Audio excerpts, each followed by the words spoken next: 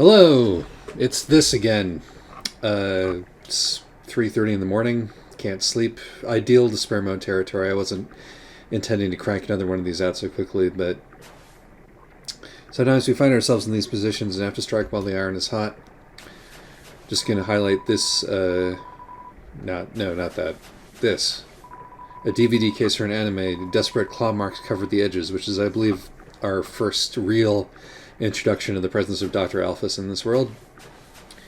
And then the dummy.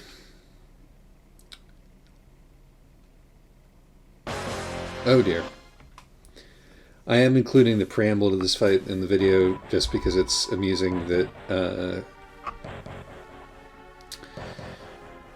it remembers what you did when you encountered the first dummy. Because no matter what you do, it turns out to have been the wrong thing, which is a joke that the game comes back to over and over again. As with Papyrus, you can never do anything wrong. With this dummy, you can never do anything right. There's a different scenario for why whatever you did was the worst. Napstablook is about to come out of the sky. He's crying tears of acid. Everybody is always happy to see Napstablook again at this point. Everybody loves Napstablook. Here he is. Oh, poor guy. Oh no, I just wanted to say hi. Oh no. And the fight's over.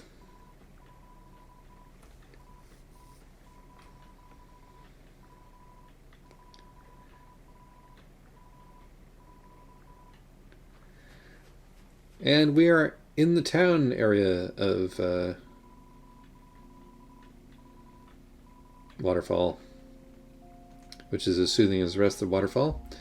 I'm just going to poke my head in on the duct that carries you across a disproportionately small gap. The reason this duct is here is because there are two one-way valves as you go through Waterfall, and both of those are directly before encounters with Undyne to make sure that you can't chicken out when the lighting effect comes on.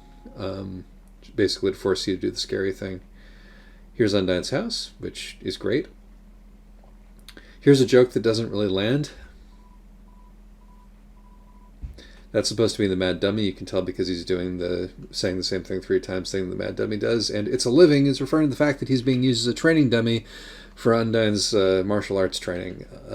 Most Let's Players who I've seen play this game are completely mystified by this gag. And, you know, it takes a little bit of explaining to get through. Here's the two houses, Ghost House A and Ghost House B. Several interesting things about the two ghosts. First of all, they're not the ghosts of anything. They're just like the skeletons in that ghosts are just what they happen to be. Thing two, they're coded differently. Napstablook here is such a dude. Look at his bachelor pad.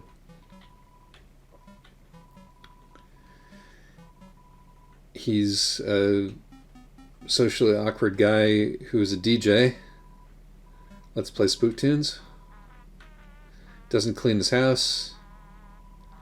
Shall we play Jingle Bells? Yes, we'll play Jingle Bells. It's a spider web, but there's a flyer for a bake sale on it. He spends all of his time on the internet.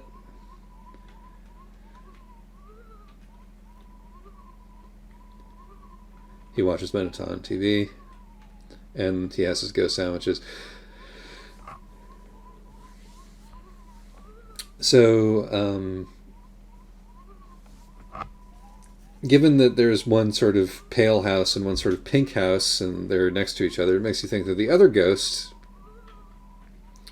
is probably a female-coded ghost. And indeed, when you do eventually enter that house, everything is all pink and well taken care of, and there's an abundance of cute diaries with hearts on them scattered around.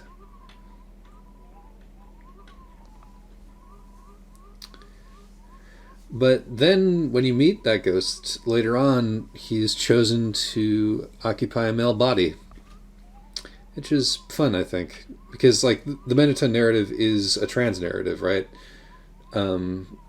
It's made explicit in a couple of ways. one of which, you know, the lion monster who feels comfortable wearing a dress after he sees Mettaton wearing a dress. It's just complex, more complex than it needed to be. Coming up here, we have what I would say is, like, after the petting of the lesser dog, one of the other moments that makes everybody fall in love with the game a little bit more. Something about just a picture of the galaxy, man. Gets you right here. A very effective moment. And we can all relate to this. We can all relate to lying on the floor and feeling like garbage after eating, can't we? I mean, I've certainly been there more times than I can count. Lying on the floor has a certain magic to it, in my experience. Often when I can't sleep in situations like this, I'll just lie on the floor for a while.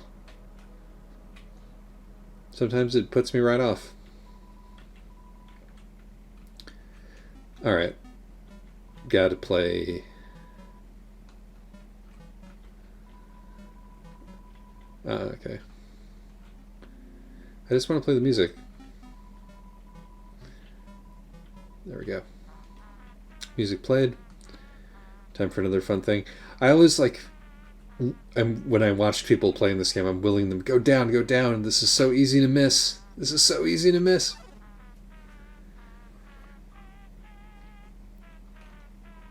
What the heck is that music? It is worse than Chiron. No way, Chiron is way less scary. If you're so scared, why do you keep winking? These are winks of fear.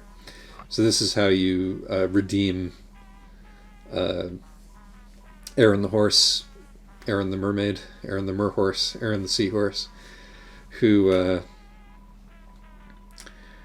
gets to have yellow text in the end credits if you go through this sequence, but not otherwise. And also from this point onward, if you tell him to shoo, he'll just shoo, because hearing the scary music undermined his confidence, which is just great. But anyway, yeah, no, Mettaton's gender identity is very interesting. That's all I have to say about that. Alright, snail times. This is a fun game. Y'all know the deal with Thundersnail, right? Thundersnail rhyme with Undertale. There's only one way to make a profit from this game, and we're going to try to do that now. So it's 10 gold to play. Let's see what happens.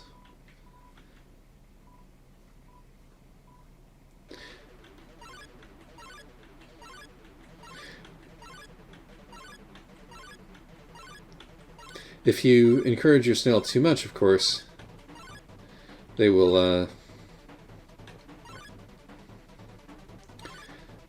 be unable to handle the pressure and will be set on fire.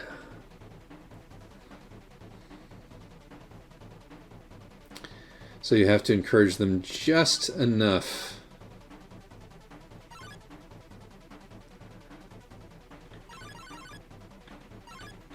And not too much. There we go. Your snail lost by a thin margin. Actually, the snail is under the false belief that it won. Oh no, the snail is looking over here. Here, I'll give you some money. Act like you won.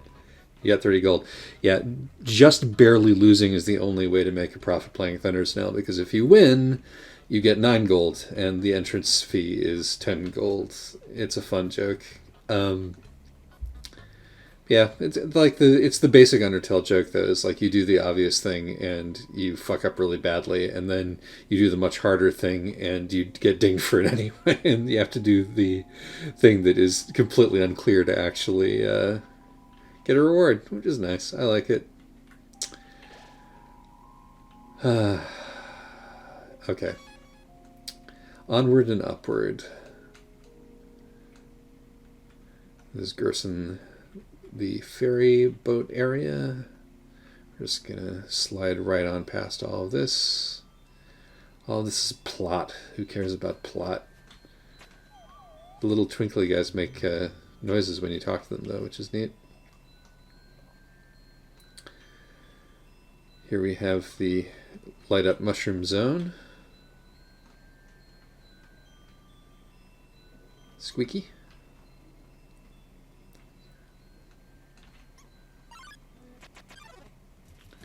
It's Temmie! Hi, Temmie.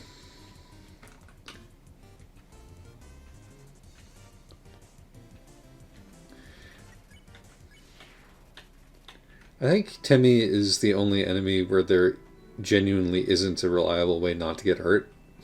You just have to hope that it works out in such a way that you don't get blasted, which is in keeping with the sort of whole Temmie idea.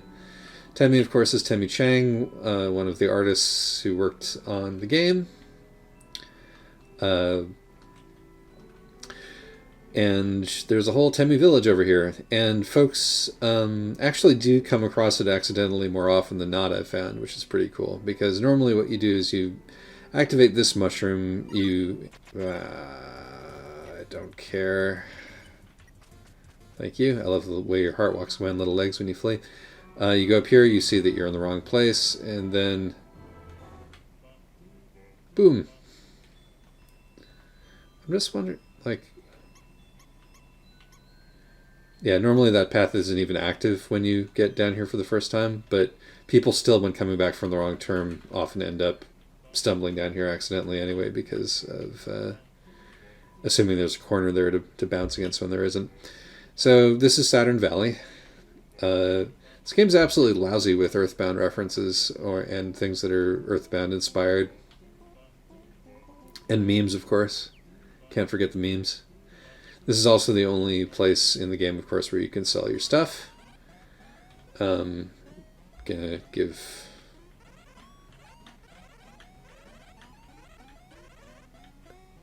yep. Perfect. Good stuff.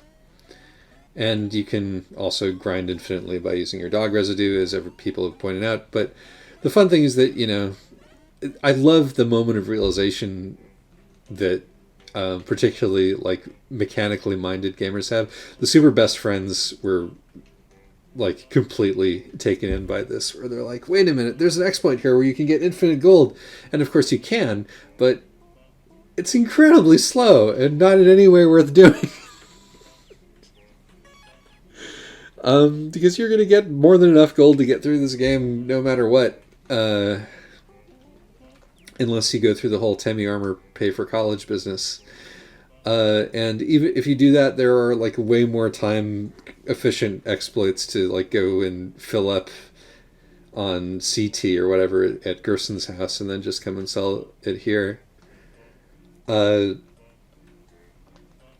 So it's another joke where like what this game really likes to do is to make fun of people who think they're clever for doing the thing that they think the author of the game didn't intend, when clearly the author of the game was a step ahead of them. I think that Toby likes to punish people who think they're smart. That's Toby's basic outlook. Alright. Let's test out Aaron's newfound pliability. Shoo!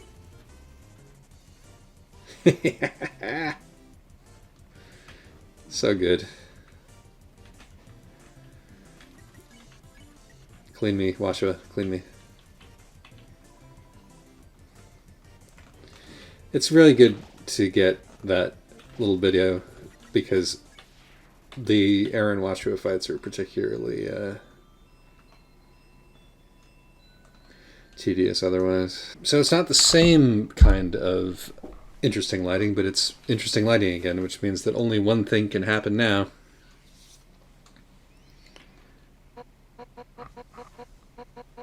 Who said that to the Echo Flower? It was Flowey, obviously, because he likes to screw with us.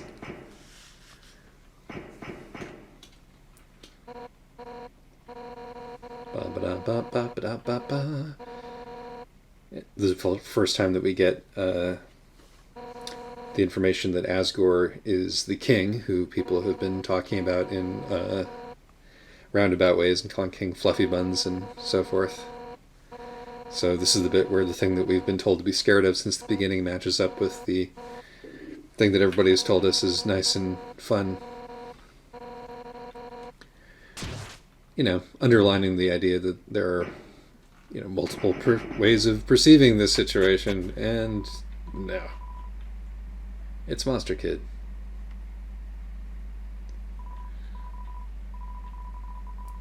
Because kids aren't racist.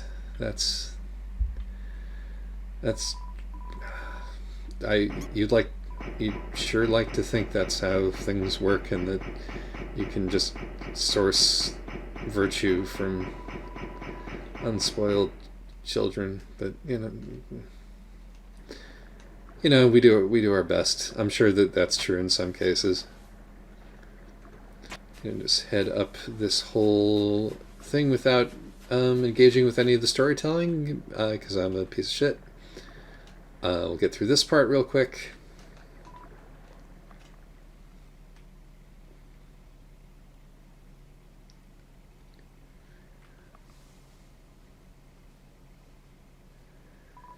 It does appear that the Monster Kid has a black eye, which may be because Undyne stuck her entire fist in it.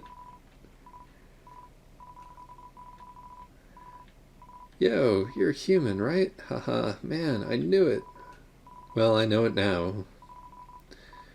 Undyne stayed me away from that human, so, I guess that makes us enemies or something. See, hate has to be taught, right? Maybe.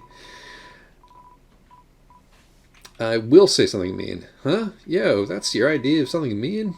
My sister says that to me all the time. Yo, I hate your guts. Man, I'm such a turd. I'm gonna go home now. And then the payoff.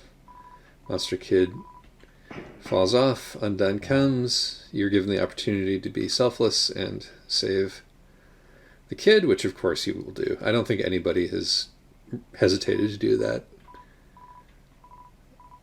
Monster Kid selflessly puts himself between you and Undyne. Lovely little bit of storytelling. The waterfall arc is probably the best one, I think, just in terms of being a coherent through line and having the best and prettiest tone and color scheme and stuff. Goodbye, Monster Kid. Please don't fall over again. Yay.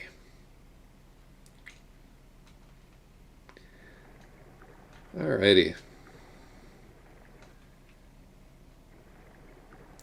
If you go back to this area after a little bit, there's a old fuddy-duddy monster here who lectures you about how modern video games don't have block puzzles anymore, and block puzzles are the only real pure kind of puzzle. And then when you try to push a block, he lectures you for pushing the block in the wrong way, which is a joke that feels A, like a very anime joke, and B, like an anticipation of the kind of criticisms that he was likely to get.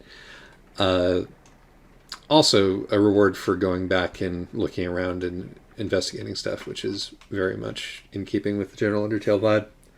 Alright, it's Undyne time now. This is probably going to be an edit point once we get into the combat.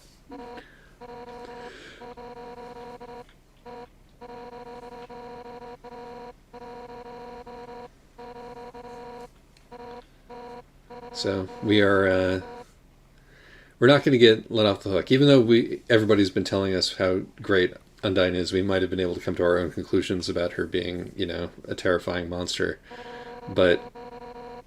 and she's, leading us in on that because this personality that she's exhibiting here is, not a million miles away from any kind of zealot. But then she makes our life that much harder, or if you're looking at it the other way, makes the moral decision to spare her that much easier by revealing who she is, taking off that helmet and bearing the personality. Ting indeed. You're standing in the way of everybody's hopes and dreams. Alphys history books is the first mention of Alphys' history books, which are manga, with their giant robots and flowery swordswoman, which you can get immediately, although not everybody does. One of the this is kind of a prelude of the pleasure of the whole Alphys arc, which is eventually unraveling her bullshit before you're explicitly told all of the things that she's doing that are bullshit. Oh, I'm making such a difference by hugging random strangers. It's hard to kill her after this point. Like, even after all this, Toby is making it easy for you. Passing your level 2 morality check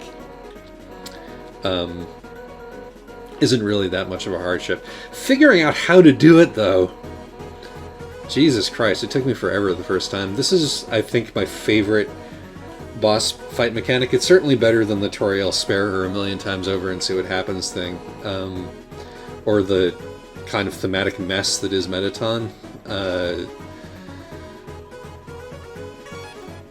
It's probably the most clever thing that the game does with its combat system, because if you're used to playing RPGs, and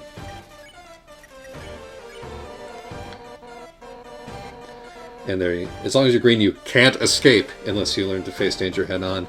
You won't last a second against me, so that opening spiel has two clues. One is that escaping is going to be important, and B, showing you how the DDR thing works. But as I was saying, if you are a normal RPG player, which I am, you were taught at an early age. I was taught at a very early age because I learned how to play this kind of game from the original Final Fantasy, which, if you don't grind, is absolutely impossible, particularly if you're a child. You're taught that running is never the ideal option, because if you don't fight and grow stronger, you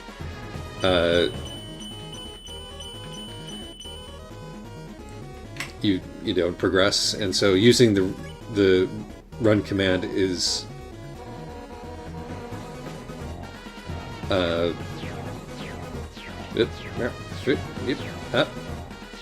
see, even I forgot to use it even then when I knew it was the right thing to do.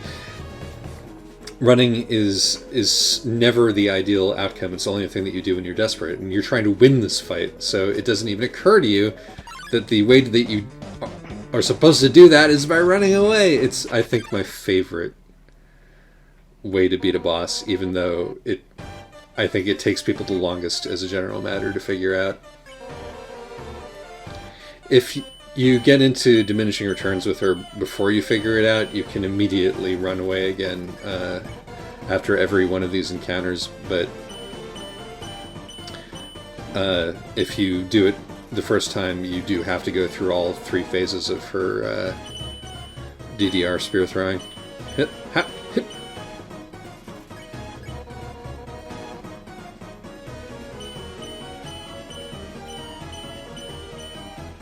Hit, ha, hit, hit, hit. And we're out of here.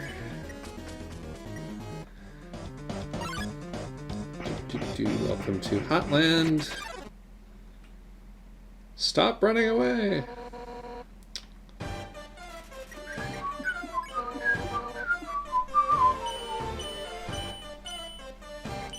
Introduces that mechanic to you nice and slow.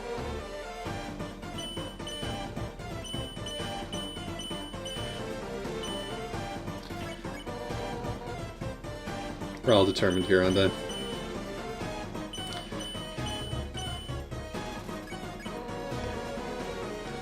Of course, if you play a certain route later on, you learn just how determined she is.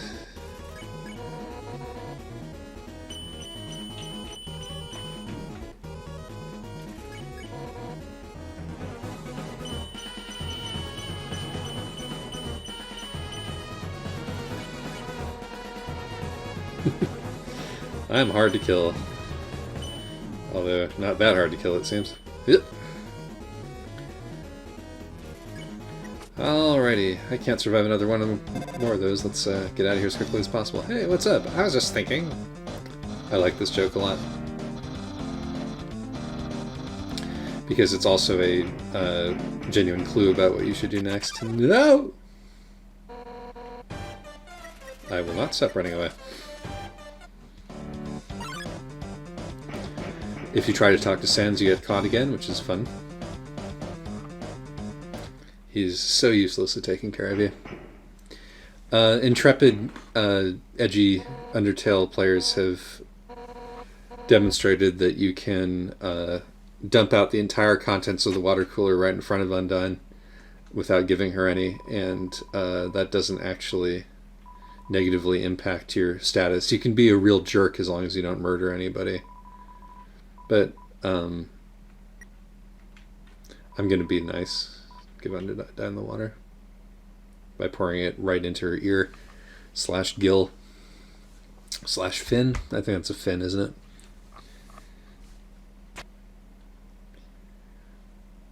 Undyne is so completely baffled by what's gone on that she leaves us in peace. So we're in a hotland now, which is generally considered to be the weakest of the 3 areas. I think some of the reason that people feel this is the weakest of the 3 areas is because the Mettaton sections are repetitive and don't stand up to replay as well as some of the rest of it, and also because Mettaton himself is an odd duck. He's there so that you don't fight Alphys, basically, because the game, this lab is 100% straight out of Earthbound, down to the background noise.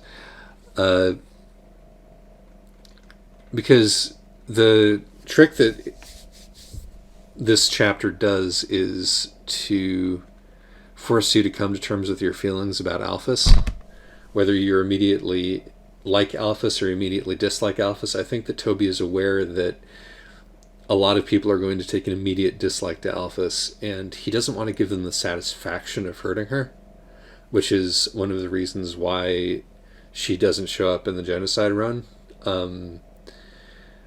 because you need to reckon with her in a different way, and so he's not going to do the same point with Alphys as he has with the others, because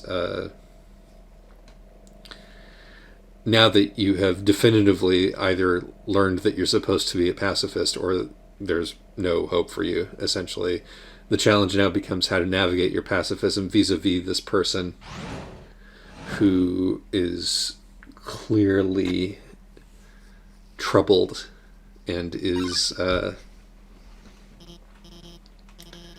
doing bad by you. Of course, the speed with which you notice that she's doing bad by you varies from player to player, but again, one of the fun things is seeing those hints drop once you already know what's going on. So Alphys immediately explains that she's on your side rather than the other folks who you had to persuade to be on your side.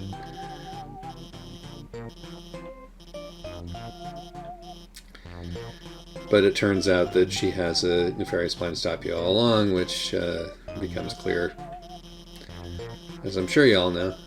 I'll talk about Alphys more in my next installment of this video, assuming that I keep doing it. I'm sure there'll be more sleepless nights to play Undertale through.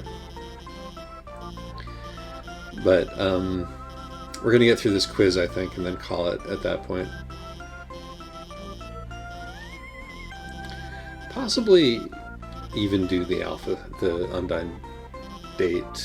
Nah, we'll save the Undyne date for later. We have to get through the quiz, though.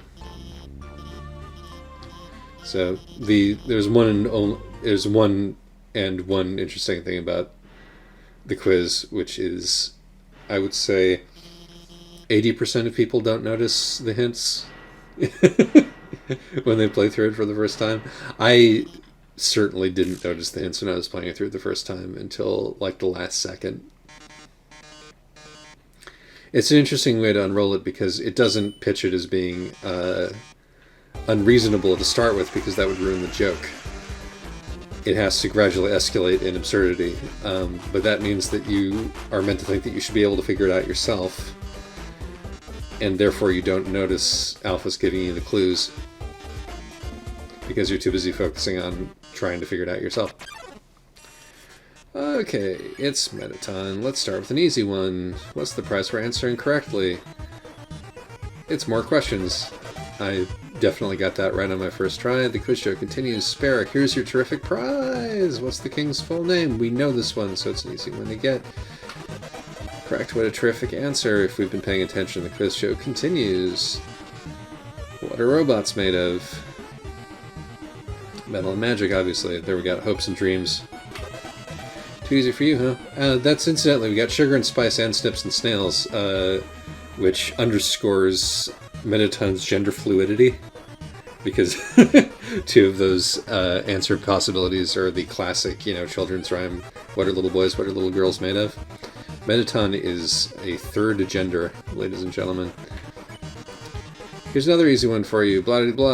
Okay, at this point, the player realizes that you're not meant to be able to do this, and you might notice Alphys giving you the hand sign, which is establishing the whole bit.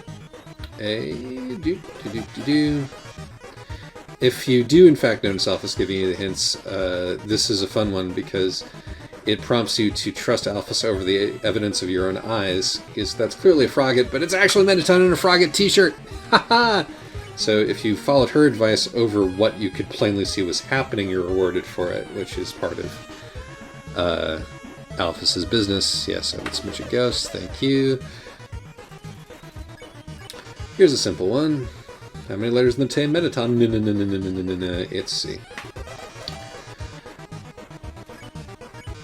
Time to break out the big guns. Okay, let's see if I can read this. Oh, I know this one. It's snail ice cream. In the 4th chapter, everyone goes to the beach, and she buys ice cream for all of her friends, but it's snail flavor, and she's the only one who wants it. It's one of my favorite parts of the game because it's actually a very powerful message about friendship and... Did she say game?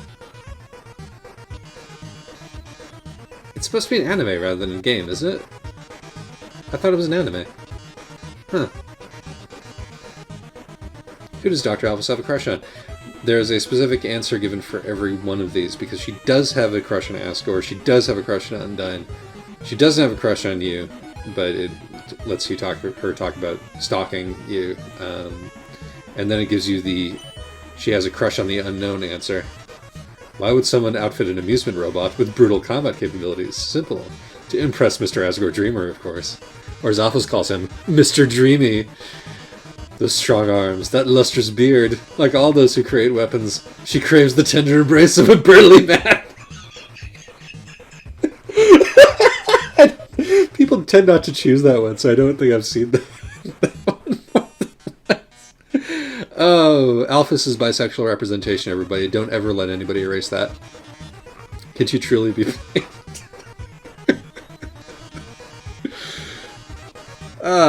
That's good. You don't see that joke over and over because everybody already knows that Undyne is the right answer. More drama, more romance, more bloodshed. Until next time, darlings. In my opinion, this is the correct order to do this in anyway, because there is a joke during the Undyne date, which, well, that was certainly something correct. There's a joke during the Undyne date, which, Wait. Sorry, we had to go through the whole phone mishigas. Where Undyne refers to Alphys's friend lounging on the piano, feeding himself grapes, and,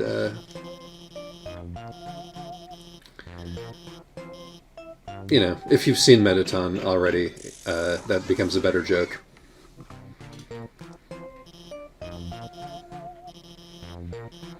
Texting, items, keychain, dimensional box, social media, now we're officially friends. So long. We all do love nerds, don't we? Everybody loves a nerd. He was just standing behind the wall. Just standing there the whole time. See Alphys' feet under the door. The dog food where there are no dogs, and half full, so obviously in use, is a nice piece of foreshadowing about what Alphys has been doing in her lab.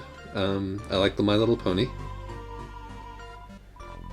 Oh, never mind. That's a teacup shaped like a yellow lizard. It's full of soda. You find a matching teacup in the sink at Undyne's house, which is just as adorable as all get out.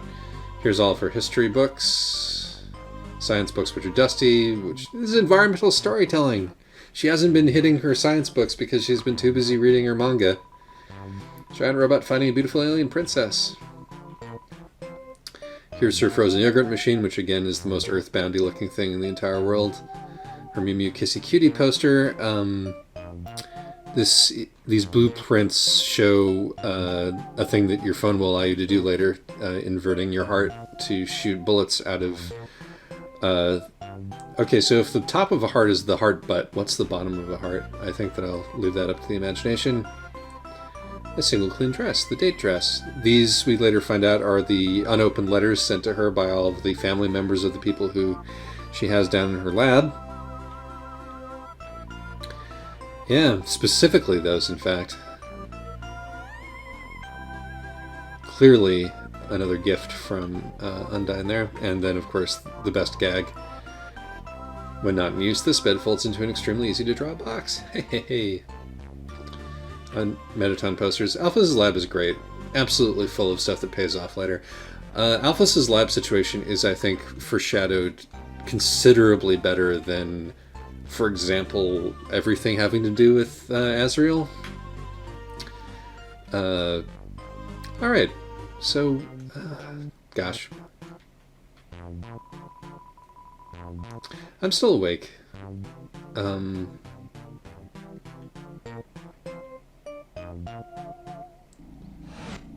I think that maybe we'll do the whole Undyne date soon. No, we won't.